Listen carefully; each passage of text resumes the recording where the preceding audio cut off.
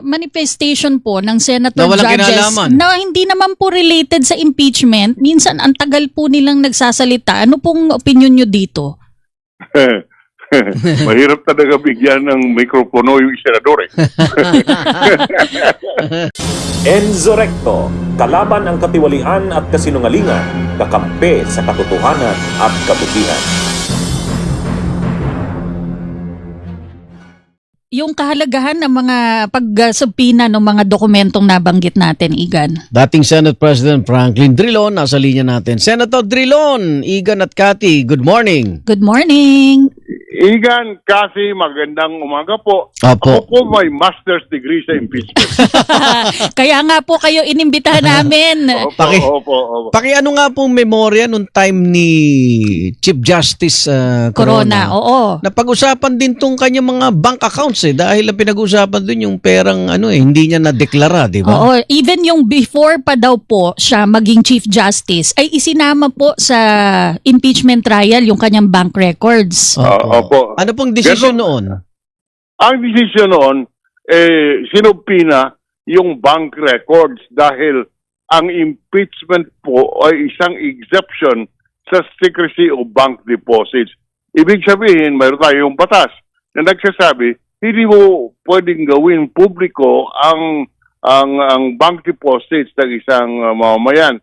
Ngunit ang exception ay yung impeachment trial. Bakit po? Dahil yung impeachment trial ay isang paraan kung saan pinapasagot yung mga impeachable officials, yung matataas na opisyal ng pamahalaan, pinapasagot sa anong mga sinasabing pagkukulang o pagkakamali or korupsyon. Yan po ay isang exception na nakalagay mismo sa ating Bank Secrecy Deposits Law. Ulitin ko lang, excluded po ang deposito ang paghayag ng isang deposito kung tayo po ay nasa impeachment trial. At nung panahon po ni Chief Justice Corona, sinubpina po ng impeachment court yung bank accounts at yan po ay tinestify, kung hindi ako nagkakamali, ni Ombudsman Conchita Carpio Morales. Siya ang nagtistigo doon, kung hindi ako nagkakamali. Okay. So may president na po pala. May president yan.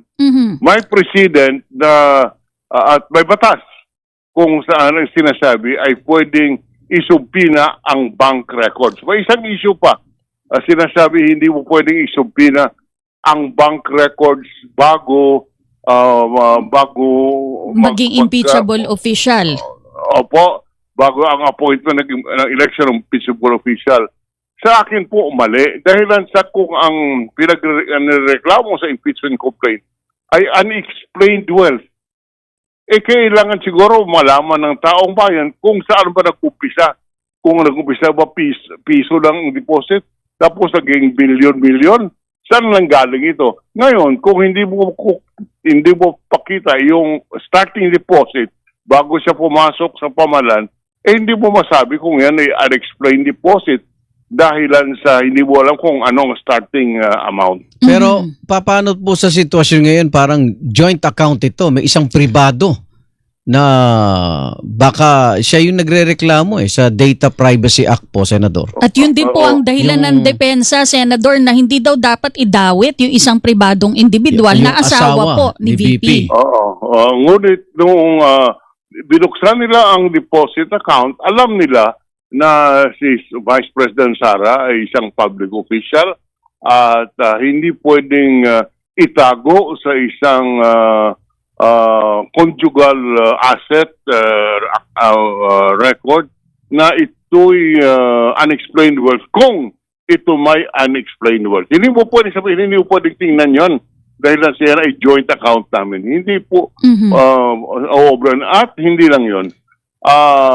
Yung mga sources kung saan ang galing ang deposito ay makikita mo rin kung wala namang tinatago, kung yan po ay galing sa kinita sa profesyon, ay makikita naman may trace mo kung saan yung galing yung pera. So hindi po depensa yan, hindi po pwedeng maitago ang issue na unexplained work doon sa sinasabing joint account yan. Mhm. Okay, so itong mga issue ng Bank Secrecy Law, Data Privacy Act, wala ito pagdating sa impeachment trial. Tama po yan dahil yung impeachment trial, ayan po ay nakasalagay sa ating saligang batas. At ang saligang batas ay superior po to any pangkaraniwang Law. batas na ipinapasa ng Kongreso. Mhm. Superior po ang provision ng ating saligang batas. Kaya nakalagay po yan sa saligang batas, so it is superior doon po sa mga pangkaraniwang batas na pinapasa ng Kongreso. Does this apply po dun sa BIR records, yung tax documents po? Paano po? Yung pong, Sorry. yung pong tax documents, Senator Drilon, ganun din po ba? Superior po? Kasi ang sinasabi po ay ang presidente lang daw ang may karapatan na magbigay ng utos para maisiwalat yung tax documents. Nakalagay po yan sa batas na Pangulo lamang. Ngunit pwede ring ilabas kung mayroong authorization ang Pangulo ng Pilipinas.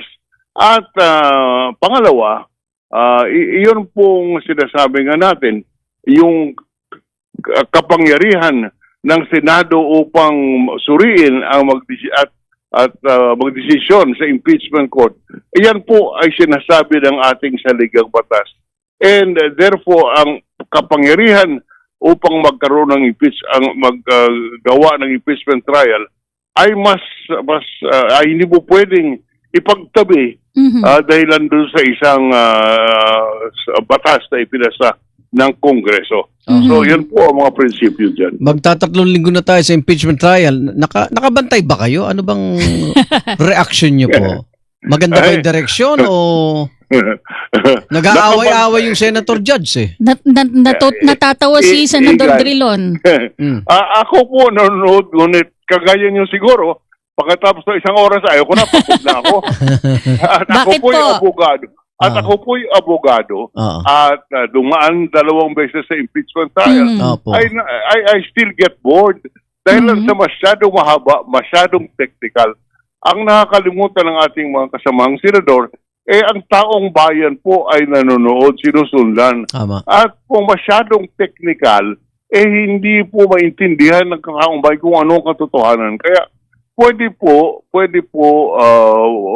unang-una, kung maalala ninyo, yung mga tanong tungkol sa authenticity at chain of possession noong video, Opo. ay dalawang araw yata nagdedebate yung mga abogado. Kaya nga eh. Pati yung photocopy, di ba, Senator? Pinagtatalunan. Opo. Isang tanong lamang, hindi ba napanood nyo na yun? Napanood ko na yun. Napanood na ng milyong-milyong Pilipino.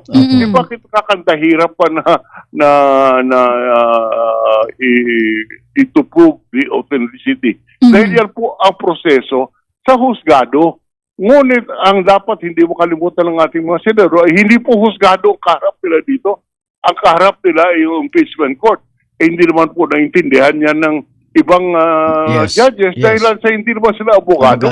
At lalo na po ang taong bayan, hindi naiintindihan yung sinasabi dahil sa hindi naman sila abogado. Kaya po, ang pakiusap ko para po malaman ng taong bayan kung ano talaga katotohanan, siguro tawagin ulit ng liderato ng Senado ang mga magkabilang panig at pilitin ito'y wag nang magtanong dito sa kung authentic itong video na ito. Authentic ito, tanggapin nyo na. Kung hindi nyo tatanggapin, may proseso sa husgado, sinasabi, judicial notice. Ibig sabihin, kinikilala ng husgado na ito'y authentic, hindi na kailangan ang pagpaliwanag pa kung bakit authentic. Pwede po yan. So that can cut short the proceedings at maintindihan ng taong bayan na itong video na ito ay authentic dahil sabi ko nga, napanood mo na napanood na natin lahat yan. At yan po ay wala namang nagsasabi kahit si Vice President Sara. Hindi niya naman sinasabi na hindi authentic ito pag ginagamit niya rin. So bakit pa ang haba pa ng proseso? Sayang ang oras. sayang, hindi lang yung sayang oras. Nagsasawa ang taong bayan if hindi na sinusundan. Senator Drilon, isa pa po sa pinag-uusapan namin ni Igan yung sasayang na oras, yung mga manifestation po ng senator Na walang judges kinalaman. na hindi naman po related sa impeachment. Minsan ang tagal po nilang nagsasalita. Ano pong opinion nyo dito?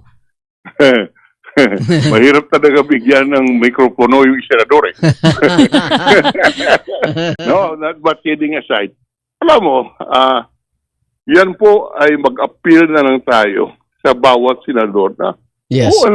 iba ito eh, impeachment trial ito. Mataas ang interest ng taong bayan. Huwag natin sayangin ang oras natin sa mga manifestation na wala namang relasyon doon sa impeachment trial. Pakiusap na lang po ang ating magagawa dyan dahil you cannot limit the senator judges on the time that they use. Hindi mo po pwedeng pigilan ang isang senador judge na magsalita. Kaya sa konsyensya na lang po nila ang appeal natin na huwag namang gamitin ang impeachment trial at ang nationwide TV coverage doon po sa mga manifestation na wala namang relasyon sa impeachment trial. Pero hindi rin sila papaawat. May sarili silang mga blog site, mga FB account. Ay, kaya na sinasabi ko, mag-appeal na lang tayo. Dahil hindi kami pwede pumasa ng batas na sabihin, huwag kayo magsalita. Freedom of speech, ano po, Senator? Tama po yan at walang remedyo dyan kung hindi to appeal at their conscience. At politika yan eh. Babatikusin sila sa GMA7 kung hindi tama yung ginagawa nila. Pero, but that's the reality. That's the reality. Ang solusyon dyan, hindi palaging illegal. Political ang iba. Kagaya nung paggamit ng panahon para magpasiklab sa taong bayan through media na walang relasyon sa impeachment trial. Yan po ang remedyo, hindi legal dahil na po pwede mapigil yung mga senador. Halimbawa po, outside of impeachment court, yun nga sa kanilang mga blog, social media account, nagbibigay sila ng opinion o kanyang saloobin sa nangyayari, mga pag-question, hindi ba sub judice yun? Hindi po. Hindi. Kung ayaw po ng taong bayan natin, ay di huwag sila manood doon. Okay, Senator. Sub judice. Having said that, sub judice is applicable to strictly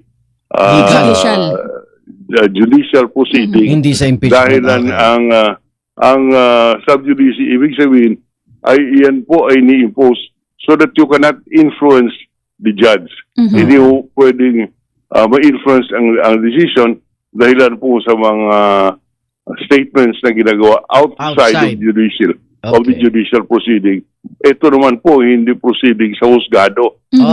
Kaya gano'n ang sitwasyon. Bunyog, halikan na kasama ka. Bunyog, kapag buklod ay may pag-asa. Luzon, Visayas, Mindanao, isa ang pananaw. Sa bagong Pilipinas ang bunyog isisigaw.